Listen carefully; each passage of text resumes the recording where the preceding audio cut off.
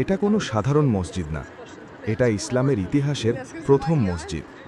মদিনায় হিজরতের পর প্রথম যে জায়গায় দাঁড়িয়ে নামাজ আদায় করা হয় সেই জায়গার নাম মসজিদে কুবা।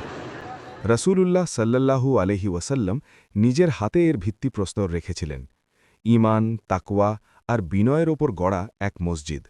কোরআনে বলা হয়েছে, যে মসজিদ তাকওয়ার ওপর প্রতিষ্ঠিত সেখানেই নামাজ পড়া সবচেয়ে উত্তম। হাদিসে আছে, মসজিদে রাকাত নামাজ আদায় করলে একটি উমরার সওয়াব পাওয়া যায়। এখানে দাঁড়ালে বোঝা যায় ইসলাম শুরু হয়েছিল সাদামাটা ইট দিয়ে, কিন্তু উদ্দেশ্য ছিল আকাশ ছোঁয়া। মসজিদে কুবা। That's right.